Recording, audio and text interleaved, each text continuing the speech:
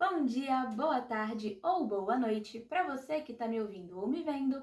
Eu sou a Júlia Dantas e esse é mais um episódio do seu podcast literário preferido, Biblioteca de Resenhas.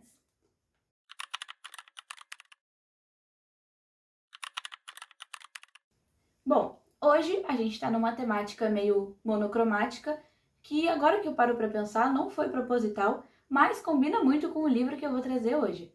Hoje a gente vai trabalhar com mais um livro da Dark Side. Eu acredito que deu para notar que eu tenho uma preferência bem grande pela editora. Haja vista a quantia de livros que eu tenho aqui nas prateleiras, que são deles. E sim, antes de mais nada, sim, são 2 pôsteres de Senhor dos Anéis, sim, é o meu quarto, e sim, é um sapo e uma capivara ao fundo do vídeo. Com isso respondido, a gente pode falar sobre o livro que eu trouxe pra gente ver hoje, que é A Boa Mentira, escrito por A.R. Torre, da editora Darkside. É mais um dos livros que eu ganhei de aniversário. Esse eu ganhei de uma amiga muito querida pra mim, que sabe que eu tenho um grandioso fraco por livros de mistério, assassinato, suspense e tudo que envolva esse tipo de coisa. Bom, primeiras impressões são sempre o que eu faço por aqui, né? Então a gente vai começar com a capa do livro em si. É uma capa muito boa, tem as letras que refletem, tá? Essa aqui é a lateral dele bonitinho, tem o selinho da caveira que a gente já conhece, tem a digital que é característica da série de True Crime do Darkside, a gente tem marca-página vermelho, clássico Darkside também, e as páginas do livro também são tingidas em vermelho, a lateral delas. Essa aqui é a folha de contracapa, essa aqui é a folha do fundo, elas são idênticas. E o livro por dentro, ele não contém imagens. Diferente de alguns livros da Darkside, por exemplo, aquele que eu trouxe na semana passada, que continha imagens, esse aqui não vai ter. É um livro comum mesmo. A gente tem a nossa queridíssima fitinha marca-página de True Crime da Darkside. Dificilmente Na verdade, esse aqui é a fitinha marca-página de cena de crime da Darkside. A de True Crime geralmente vem amarela e preta para poder relembrar a fita da polícia. Mas enfim, a qualidade do livro é excelente, ele é capa dura, muito bom, muito resistente. Como vocês sabem, eu gosto muito de conservar os meus livros, então desde que eu ganhei, ele está em um ótimo estado de conservação. A capa vem escrito: tudo parecia perfeito enquanto a verdade apodrecia, a boa mentira, um serial killer real, A.R. Torre Darkside. Então, a gente vai começar lendo essa partezinha de trás do livro. 6 adolescentes mortos, um suspeito preso. Todos buscam a verdade, mas também a ocultam. A psiquiatra Gwen Moore, especialista em assassinos, passou anos estudando as mentes mais sombrias da Califórnia.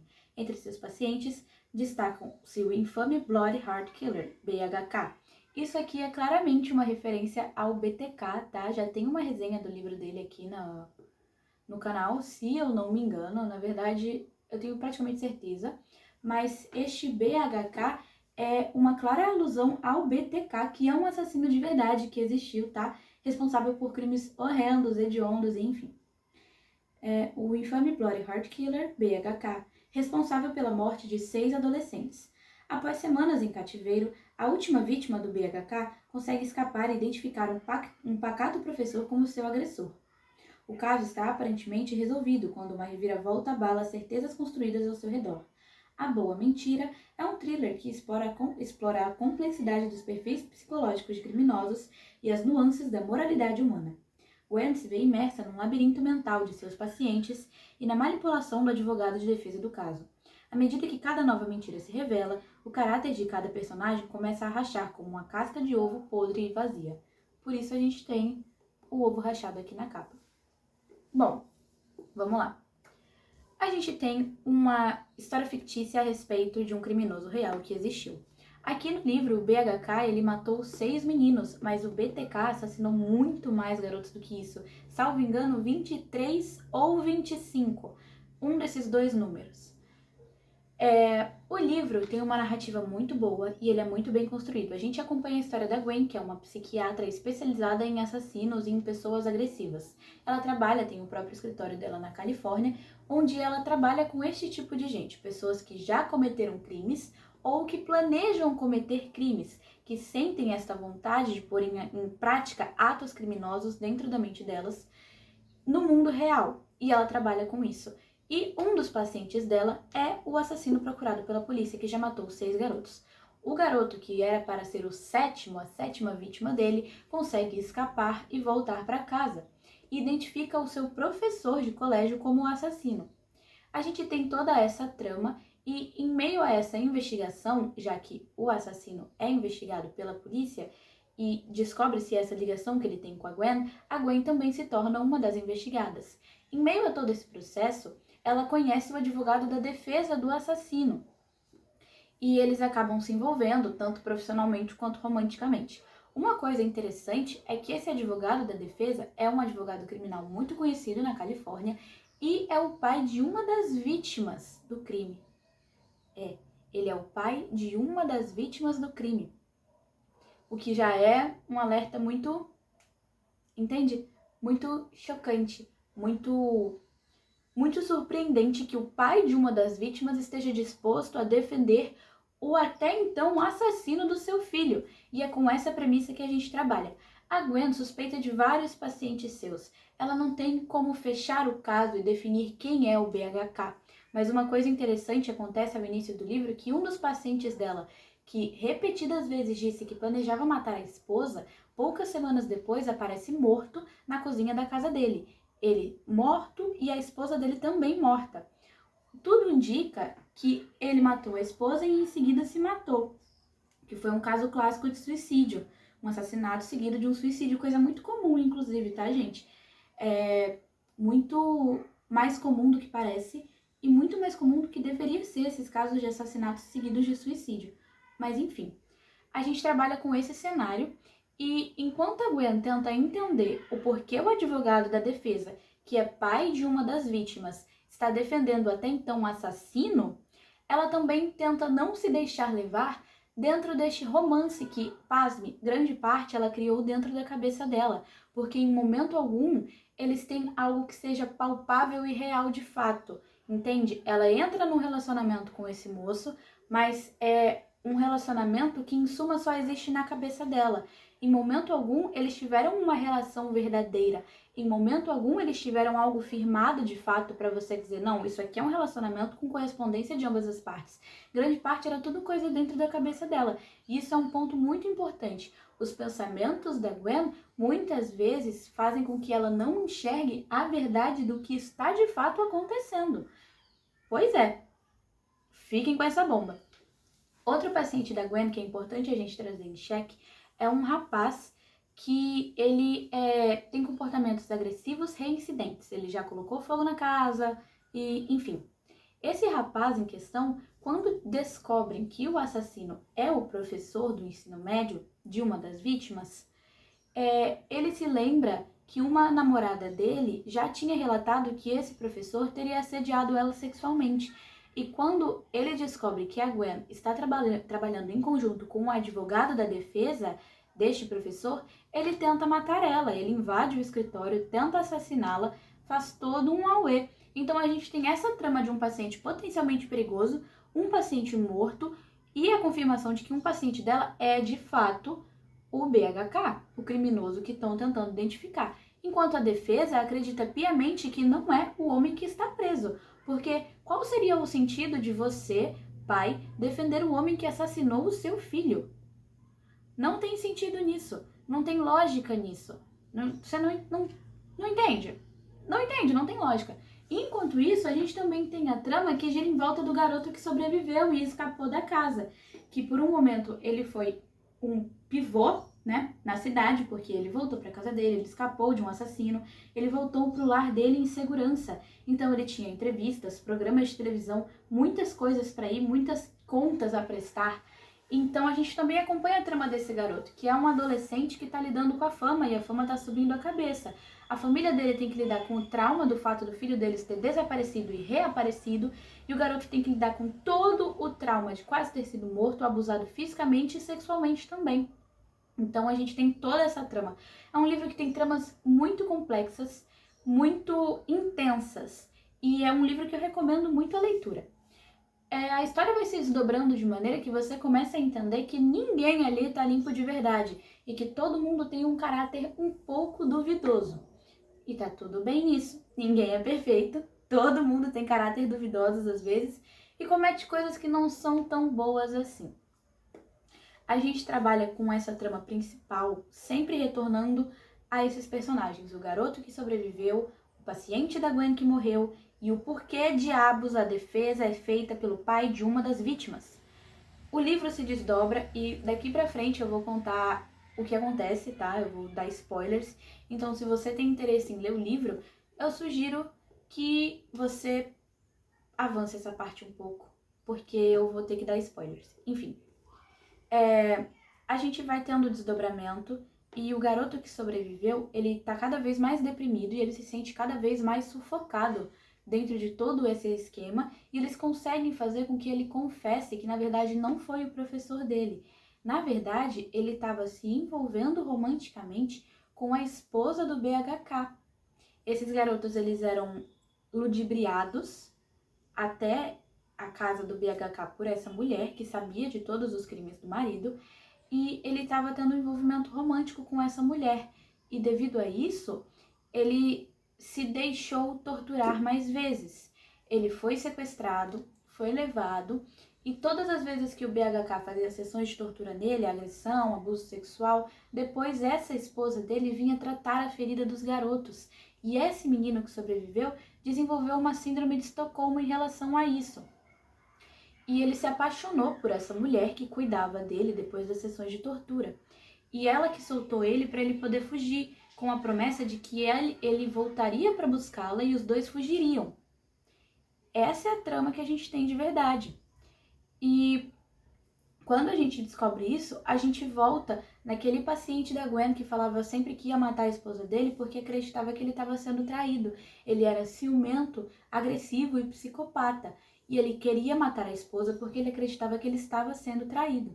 A gente volta nesse personagem e é aí que a gente entende que ele era de fato o BHK o tempo todo, que torturava e matava esses meninos, porque ele suspeitava que a esposa dele tinha envolvimento romântico com esses rapazes. E a esposa dele deixou o menino que escapou escapar porque ela já não queria mais estar nessa relação com o marido dela, embora ela fosse conivente com todos os crimes que este marido dela já havia cometido. Pois é, a gente descobre que ele de fato a matou, mas ele não se suicidou. Muito pelo contrário, ele foi morto. E a gente descobre por quem ele foi morto. Ele foi morto pelo advogado de defesa do professor que está preso. Pois é, o advogado de defesa do professor que está preso já vinha investigando o caso de muito antes e invadiu a casa do BHK e matou ele no mesmo dia em que ele tinha matado a própria esposa. Ele fez isso como uma maneira de se vingar pela morte de seu filho e dos outros 5 garotos. E a gente tem toda essa trama. E quando a Gwen descobre isso, ela se vê entre a cruz e a espada, de entregar o até então namorado dela, entre muitas aspas, ou de continuar deixando que um inocente vá para a cadeia, ou então dizer o que ela sabe, que era o paciente dela, e reconhecer que nesse ponto ela foi uma psicóloga e uma psiquiatra até medíocre, porque ela sabia que o paciente dela era perigoso, ela sabia que ele fazia ameaças de matar a esposa, ela sabia que ele tinha muitas chances de cometer o crime que de fato ele tanto ameaçava, e em momento algum ela teve a decência e a capacidade de entregá-lo à polícia. Então ela se vê nessa encruzilhada de opções que honestamente nenhuma é boa, porque em uma ela vai ser reconhecida como uma profissional medíocre, podendo até ter a licença dela para trabalhar revogada, em outra ela vai ter que entregar o até então namorado dela para a polícia, e na outra opção ela vai ter que lidar com a culpa eterna de saber que um inocente está na cadeia por culpa dela. E é com essa trama que a gente finaliza o livro. Eu não vou falar o que de fato se resolve dessa trama, porque eu quero que você que está me ouvindo e ou me vendo leia, mas o que eu posso fazer, e eu sempre faço, é deixar aquela espiada e ler a primeira página do livro com vocês. Eu ganhei esse livro de presente para uma amiga e ela me disse o seguinte: comprei para você porque eu sei que você adora isso de crimes e casos impossíveis, então eu acho que você vai amar esse livro. E ela estava corretíssima, como de costume. Vamos lá.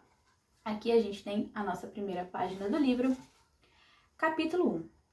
A prestigiada da... blá, blá, blá, blá, blá. É impressionante, gente. Sempre que eu pego para ler o primeiro capítulo, aparentemente eu desaprendo o português e não tenho mais a capacidade cognitiva necessária para formular frases e ou ler palavras.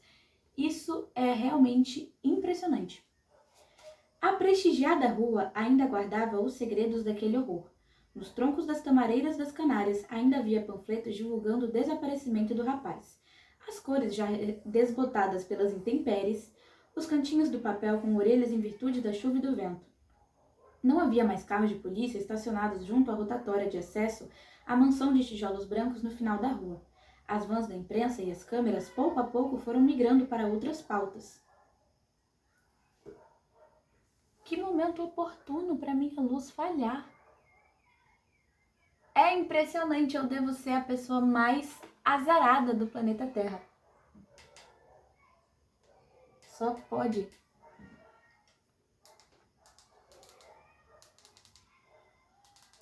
E falhou de fato, ela realmente não quer voltar a funcionar. Coisa incrível, e a luz da janela só não é mais suficiente. Eu vou ter que acender a grande luz do quarto. Eu odeio acender a grande luz do quarto. 1 minuto.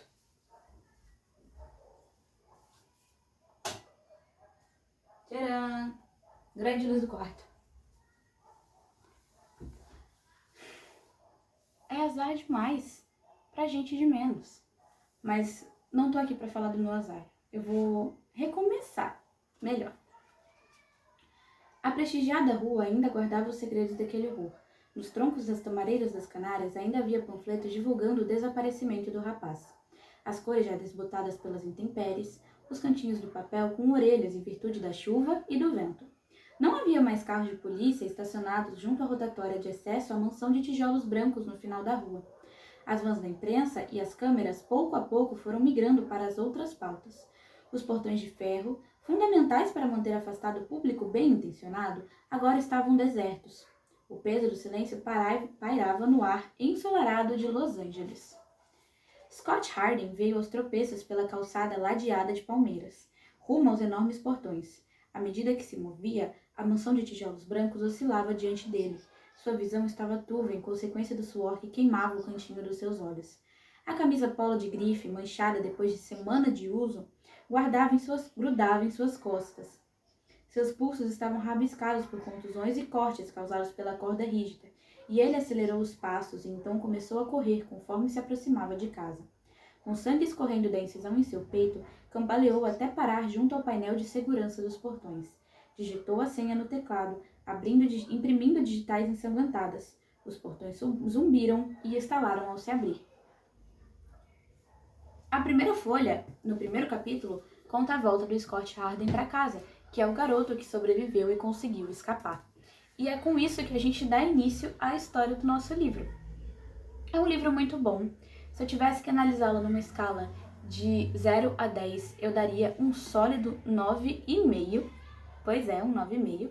Porque alguns pontos do livro entregam um pouco o plot da situação antes do final. E eu acho que isso é um pouco decepcionante quando você está muito envolvido em uma história. Mas isso é uma opinião minha.